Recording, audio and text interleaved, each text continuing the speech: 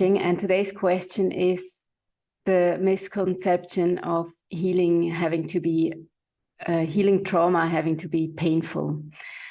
I recently saw many posts about allowing yourself to dive deep, heal that trauma, step into the pain, and then release whatever is not on or is not healed underneath the surface. And working or enabling the transformation I enable for my clients, I also go down to the subconscious. I go down very deep with my clients. But from my perspective, healing doesn't need to be painful. And it's usually a lot less painful than people think it would be. And unfortunately, the perception or the misperception that healing might be painful prevents a lot of people from healing at all, or from allowing themselves to heal. And there I would like to clear out this myth of this pain and suffering from healing trauma. And why is that not so painful as people might think? It is not so painful because we have found a very elegant way to access your subconscious and to not step into the pain to clear the trauma, but find out why it was created in the first place. And it's created in your mind, it's created in your subconscious, and there's some kind of beliefs or conclusions, some kind of memory, but also of strategy which you derived from that memory, from that trauma, and it helped you to survive up to a certain point. And now when you're ready for a healing, it really means that you are ready to let that stuff go, to shift your perception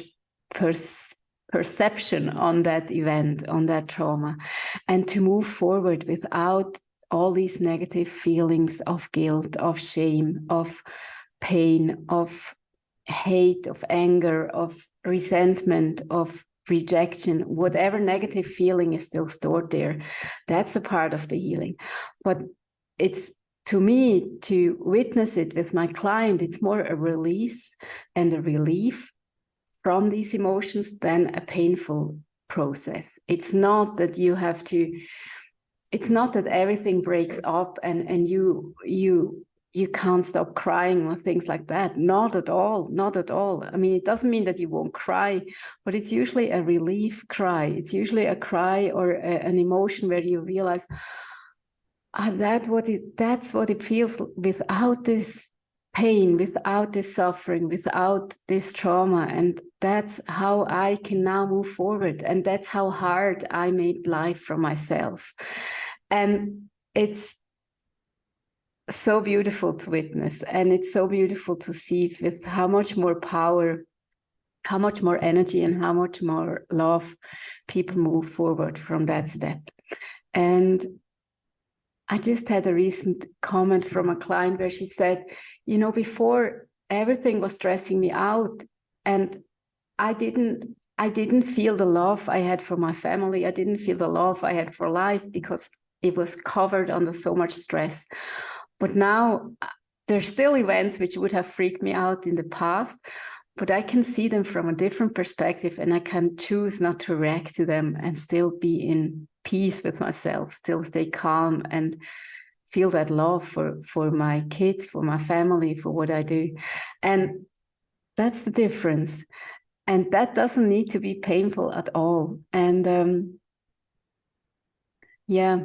that's the myth I want to clear out. And I want to invite you to allow yourself to heal really deeply and to allow yourself to move forward without these stress symptoms, without headaches, back pains, without sleep problems, without constant worry and fear, without all these things which are holding you back, which are holding your love back for life and for yourself and other people around you.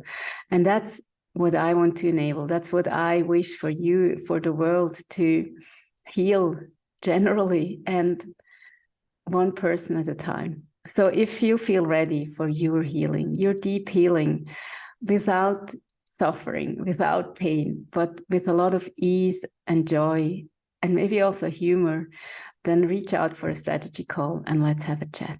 All the best. Bye.